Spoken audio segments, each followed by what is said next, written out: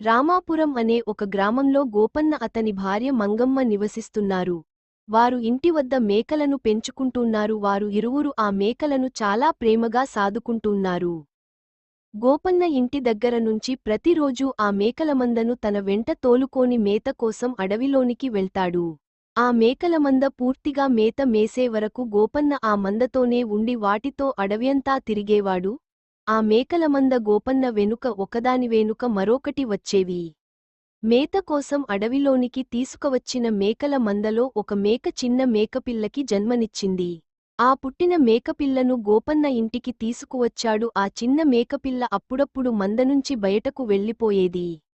ఆ మేకపిల్ల బయటకు వెళ్లాడాన్ని గమనించిన తల్లి దానిని మందలించి అడవిలోనికి వెళ్ళొద్దని, అక్కడ క్రూరమైన జంతువులు ఉంటాయని హెచ్చరించింది.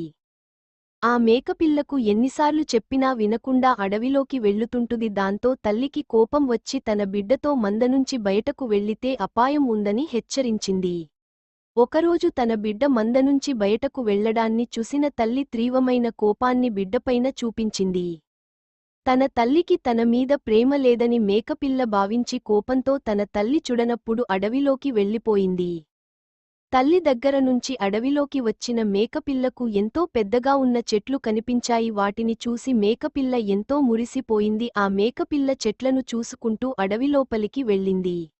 అడవిలోనికి వెళ్ళుతున్న కొద్దీ ఆ మేకపిల్లకి ఎంతో అందమైన ప్రకృతి కనిపించింది. ఆ మేకపిల్ల వాటిని చూసి ఎంతో ఆనందించింది. అలా మేకపిల్ల చెట్లను దాటేసుకుంటూ లోపలికి వెళ్ళింది. ఇంకా కొంచెం దూరం వెళ్లిన మేకపిల్లకు చిన్న చెరువు కన్పించింది. ఆ మేకపిల్ల అక్కడ కూర్చొని నీళ్లలో ఉన్న హంసలను చూసింది. మళ్లీ అక్కడి నుంచి ముందుకు వెళ్ళింది. అలా ముందుకు వెళ్తూ వెళ్తూ సింహం ఉన్న గుహ దగ్గరకు చేరుకుంది. ఆ గుహలోని సింహం దానిని చంపేస్తుంది అని మేకపిల్లకు తెలియదు. అది ముందుకు వెళ్తూనే ఉంది. గుహలోంచి సింహం ఒక్కసారిగా మేకపిల్లను చూసింది. దానిని వేటాడాలని ముందుకు వస్తుంది. అది గ్రహించని మేకపిల్ల ముందుకు వస్తుంది. ఆ మేకపిల్ల దగ్గరకి వచ్చిన సింహం ఒక్కసారిగా దూకింది. ఆ మేకపిల్ల భయంతో సింహాన్ని చూస్తుంది. సింహాన్ని చూసి ఒక్కసారిగా ఉలిక్కిపడి తన తల్లి చెప్పిన మాటలు గుర్తుచేసుకుంది. అంతలోనే సింహం ఆ మేకపిల్లపై దూకి దానిని చంపి తిన్నది. ఈ కథలోని నీతి ఏమిటంటే, పెద్దలు ఏది చెప్పినా అది పిల్లల మంచి కోసమే, అది వాళ్ల సంతోషాన్ని అడ్డుకోవాలని కాదు.